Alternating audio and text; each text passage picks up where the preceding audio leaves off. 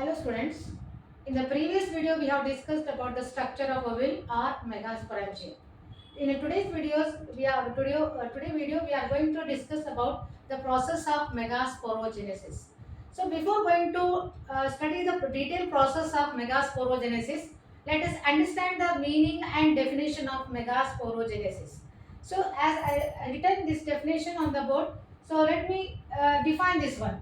So the process of formation of megaspore from megaspore mother cell through meiosis process, that is known as megasporogenesis.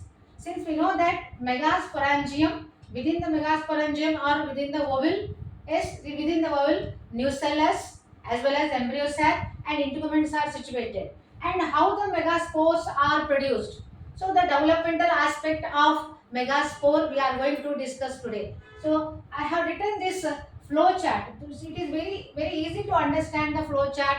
Through this flow chart we can learn the process of megasporogenesis.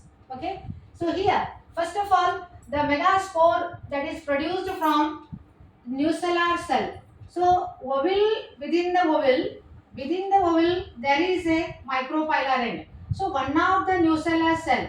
So one of the nucellar cell. Okay, one of the nucellar cell differentiate. So if you see the structure of ovule, within the ovule there is a integuments. There are two integuments, nucellar region, embryo sac region.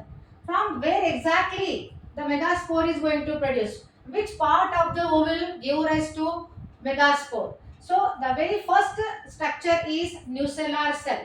Nucellar cells are what? They are parenchyma cells which provide nutrition to the developing embryo before the fertilization. So this nucellar cell, it is very prominent cell. This prominent cell of the one of the hypodermal cell of the that is nucellar cell is going to divide and differentiate. So this is the diagrammatic representation of process of megasporogenesis. First of all, nucellar cell present just below the integument. One of the cell which is present below the hypodermal region, that cell is going to differentiate directly and produce megaspore mother cell, that is by the process known as mitosis. So differentiation occurs. So that this nucellar cell is found, it is present towards the micropylar region. So thus nucellar cell divide, differentiate and give rise to megaspore mother cell.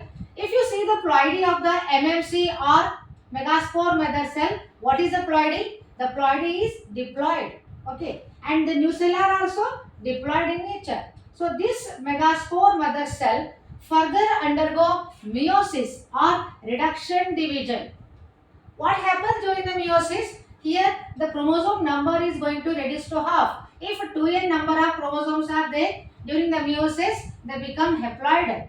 Okay, so this process is known as meiosis. So MMC, megaspore mother cell, undergo reductional division. As a result, at the end of the meiosis, there are 4 haploid megaspores are produced at the end of the meiosis. Among 4 haploid megaspores, 3 are going to degenerate, disintegrate, and only one will become functional megaspore.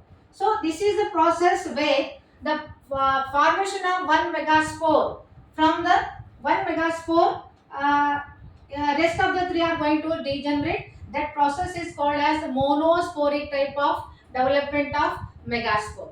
Okay, so this is one of the functional megaspore. It is going to become functional, and this is going to take part in the development of embryo sac or female gametophyte. So how the embryo sac is going to form? The embryo sac is going to form by the process called mitosis. The nucleus of the functional megaspore. What is the ploidy of the functional megaspore? It is haploid. Because why it is going to become haploid? After meiosis, haploid megaspores are produced. So out of 4, 3 are going to degenerate and 1 will become functional, and that functional megaspore will take part in the formation of embryo sac, mature embryo sac, and its ploid is also haploid. Okay, the detail aspect, structural aspect, developmental aspect of embryo sac we will discuss in the next video. And this is the diagrammatic representation of process of megasporogenesis. See here, this is one of the nucellar cell. See, there are many nucellar cells. Out of many, one hypodermal cell of nucellar cell.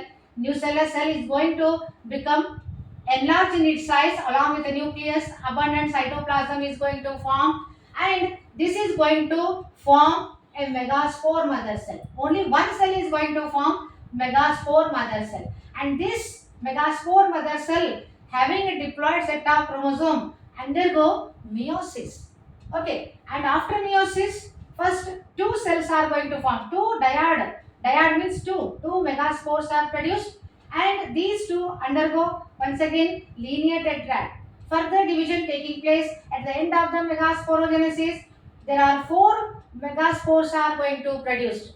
Okay, forming megaspore tetrad. First it will form dyad, the next it will form tetrad. So linear tetrad. Out of four, three are going to degenerate, and the last cell megaspore will become functional megaspore. Okay, this is going to form a functional megaspore whose ploid is haploid. This functional megaspore having haploid set of chromosome undergo the development of megaspore, that is embryo sac or female gametophyte, mature gametophyte, female gametophyte further. So this is how we can understand the process of megasporogenesis through the flowchart also and through the diagrammatic representation also. It's a very easy, diagrammatically very easily we can understand. So with this explanation I stop here only. In the next video I will explain you about the development of embryo sac.